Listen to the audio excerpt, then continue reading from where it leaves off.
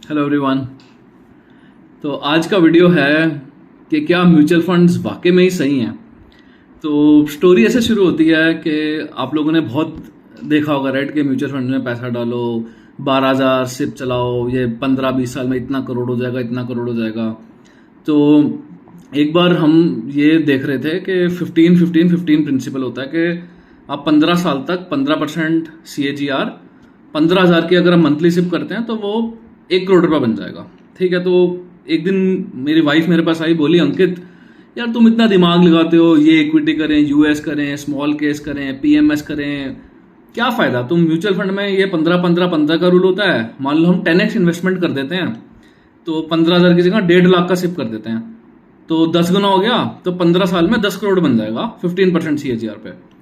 तो मैंने कहा यार आइडिया तो सही है भाई, पर इसमें दिक्कत क्या है। तो इस वीडियो में डिस्कस करेंगे कि म्यूचुअल फंड जो है किस कॉन्टेक्स्ट में सही है, किसके लिए सही है और चैलेंजेस क्या आते हैं म्यूचुअल फंड में। तो ये आज हमारा टॉपिक होगा। तो let's look into it. Mutual fund सबको पता है, एक्सप्लेन करने की जरूरत नहीं है, इतने फंड हाउसेज हैं, 50 स्कीम्स चलते हैं राइट। इक्विटी इन्वेस्टमेंट होता है, डेट होता है, मिक्स होता है, DSP से लेके SBI, जो नाम बोलोगे सबके फंड हाउस हैं। ठीक है। तो वो इन्वेस्ट करते हैं उन्हें bunch of companies, different mix, 30-40 कंपनियां होती हैं टिपिकली, और ट्राई उनका रहता है कि यार इंडेक्स को बीट करना है राइट, चाहे निफ्टी हो गया या जो भी small cap index, in what ever space they operate in. Now benefits क्या हैं? देखो सबसे इंपॉर्टेंट बेनिफिट है कि अगर किसी को एक्सपोजर चाहिए इक्विटीज को या मार्केट्स को या कैपिटल मार्केट्स में, और आपको नॉलेज नहीं है, तो म्यूचुअल फंड इज ग्रेट। और आपको वेट नहीं करना कि यार अब मैं मार्केट खराब हो रही है, बियर रन है, बुल रन है, अपना DCA करते रहो, कॉस्ट एवरेजिंग, चुपचाप सिप करते रहो, थोड़ा लमसम बन जाता है। तो for uninitiated and systematic investments mutual funds are great. अब समझते हैं कि चैलेंज क्या है, कि अगर इतना बढ़िया है तो यार हम अमीर ही बन जाते हैं म्यूचुअल फंड से, बट मेरे हिसाब से अमीर नहीं बन सकते म्यूचुअल फंड से। तो समझते हैं क्यों। अब चैलेंज क्या होता है कि म्यूचुअल फंड इंडस्ट्री राइट, उनको कुछ कुछ लिमिटेशंस होते हैं कि भाई एक मान लो मेरा से फॉर एग्जांपल आपने VBL उठा लिया, कोई एक स्टॉक बहुत अच्छा चल रहा है, बट उनके लिमिट्स होते हैं कि मेरा 7.5% या 10% ज़्यादा स्टॉक एलोकेशन नहीं होना चाहिए। So many times they have to cut down their winners. Second problem क्या होती है कि जैसे एक एग्जाम्पल ले लेते हैं, axis long term equity fund. अब बहुत बढ़िया फंड था, कई सालों से 18% कैगर दे रहा था, 15 हुआ, 12 हुआ।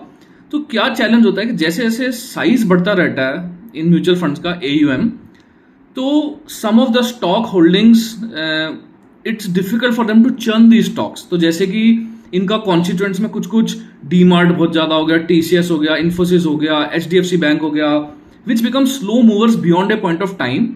तो ये जैसे पराग पारिक हो गया, अभी तो अच्छे रिटर्न दे रहा है बट फ्यूचर में मे भी ना दे पाए।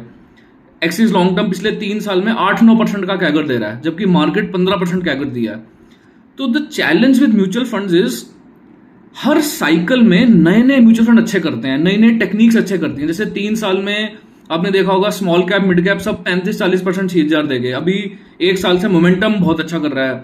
तो म्यूचुअल फंड में चैलेंज ये है कि अगर आप 15-20 साल के हिसाब से अपनी कंपाउंडिंग जर्नी म्यूचुअल फंड से करेंगे तो हर 5 साल में फंड्स चेंज होते रहेंगे। तो अगर मान लो आप 10 साल से आप एक्सिस में कर रहे थे, आपका वहां 70-80 लाख रुपए बन गया, अगर आप मोटा सिप डाल रहे हो 70,000, 80,000, 1 लाख। अब कंपाउंडिंग इतनी स्लो हो गई। तो प्रॉब्लम म्यूचुअल फंड की क्या है कि अगर आपको बड़ा पैसा बनाना है, 5 करोड़, 10 करोड़, तो कंपाउंडिंग इंपैक्ट हो जाती है as the size becomes huge, उनके constituents become slow moving. And अब इमेजिन करो 70,000 करोड़ का कोई फंड हो जाए, उसमें मेरा एक आधा बड़ा स्टॉक है, उसको मूव करना बिकम्स वेरी डिफिकल्ट। तो due to this size and lack of agility beyond a stage, it's very difficult to get consistent returns in bigger size mutual funds। तो इस चक्कर में बिग मनी बनाना मुश्किल हो जाता है। तो इसलिए वो जो 15-15-15 प्रिंसिपल था, पर अगर मैं 15,000 की जगह 1.5 लाख सिप कर दूं तो मेरी वो कंपाउंडिंग बहुत स्लो हो जाएगी in the future.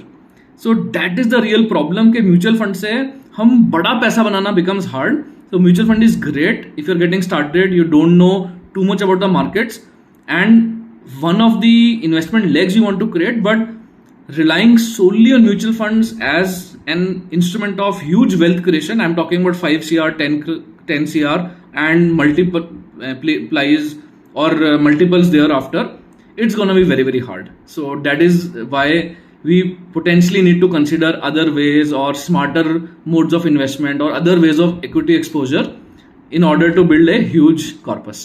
So hope you liked the video. If you did like it, do share and like and subscribe, and comment section में डालो क्या और आपको टॉपिक इंटरेस्टिंग लगते हैं, और any other observations you have related to this topic, please do write them. Thank you so much.